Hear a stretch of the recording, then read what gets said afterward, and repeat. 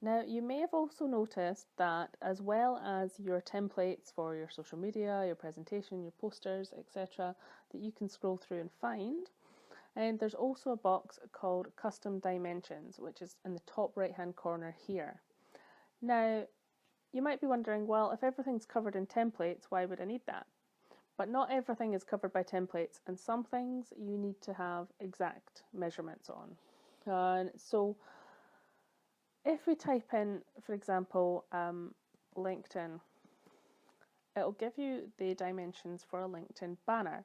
Now, for the LinkedIn banner of a personal page, the dimensions are 1400 by 425, which are absolutely spot on to use.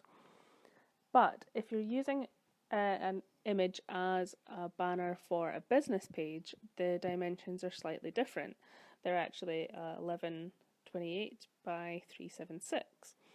So in that instance, we would use the custom dimensions box and we would input the 1128 by the 376 pixels. And you can change that if you wanted it to be in centimeters or millimeters or inches, but we're using pixels. And you would create a new design. And when that pops up, you'll see that it's a very elongated landscape dimensions. So what we do have here is some images, cast your vote. These will all fit absolutely exact, and you can scroll through them. You can also take them away if you don't want them, or you could have a plain black background.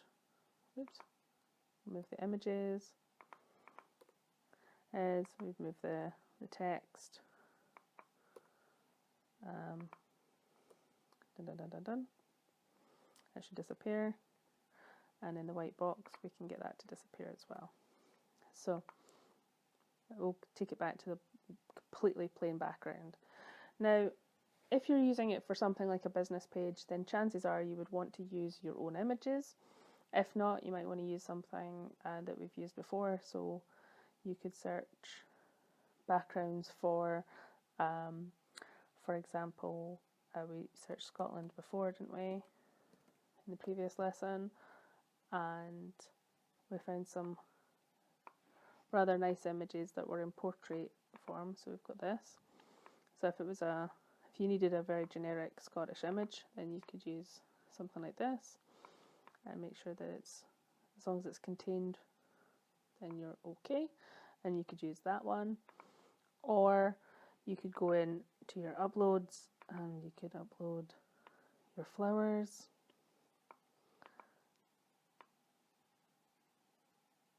To there, and that would just make sure that your image is completely contained within the graphic. Then of course you're free to add your text. Now, because you've sized it right, you can add the text anywhere. If your image was possibly going to be compressed, you might not want to do that, but if you wanted to write, say, heading, oh, we've put it in the bottom one, so contact me at xyz.com, and basically you can add that anywhere you want. Pop in a text that's legible, XYA, and there. That would actually look a lot better if I put it in that one, but oh well. But once it's custom dimensions, you can add your text, you can add graphics, you can add a logo if you want, bearing in mind your logo will probably be your profile picture, but hey. So instead of Happy Autumn, whenever it's custom dimensions, you want to make sure that you actually put the dimensions in there, so it would be custom dimensions 1128 by, what was it, 376? Nope. Wrong one. 376. There we go. I can type today. Pixels for LinkedIn business page. There we go. And it might seem like overkill, but it's so you remember, because if you have to come back to it a year down the line, you might not realise why you've set those particular dimensions. Now, all changes are saved, but just to be extra safe, we're going to change that.